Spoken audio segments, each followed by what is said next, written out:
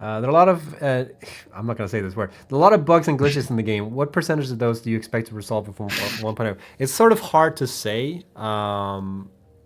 because the process is, the process that we sort of have is that we've identified like legacy issues that we've had in the game for a long time that we always said we were going to fix.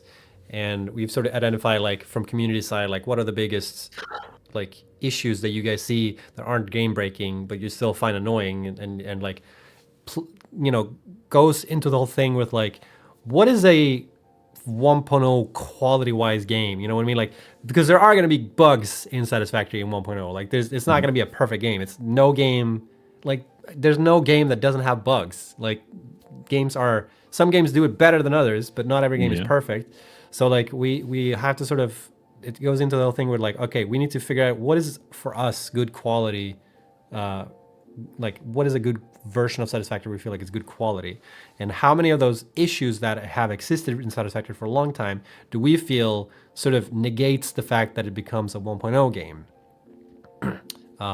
So we're sort of we're still working on that a little bit right now, where we're identifying sort of what legacy issues have existed in the game for a long time that we always said like this is not really a game-breaking bug, so there's no point of us fixing it right now.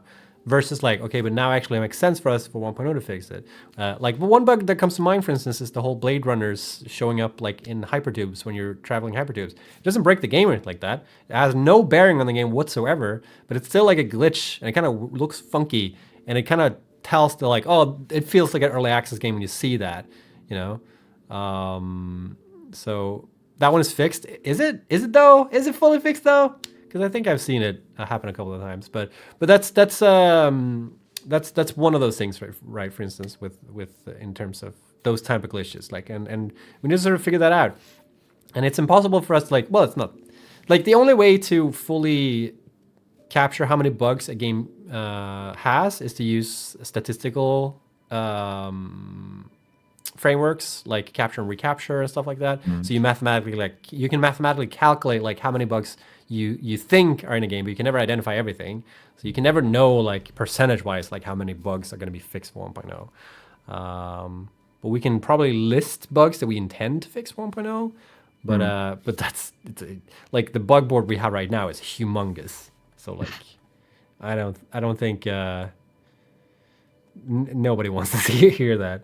So it's hard to say, honestly. Like we tackle the bugs that we feel are important to tackle for 1.0. And, you know, if it's like 2 or 3 bugs that are lingering that makes the game feel not like a like an early access game versus, then we're going to prioritize that stuff.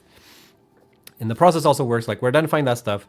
And then we also have the thing where when we're done with closed beta, or right now, like when we're done with feature complete, we're going to work on fixing issues that we find. And that like the issues that we find, that's going to like go up and down all the time, because as we fix things we break stuff, and then as we fix those things we fix other things, and it goes up and down. So like the amount of bugs the game has like constantly goes up and down depending on what build we're working on.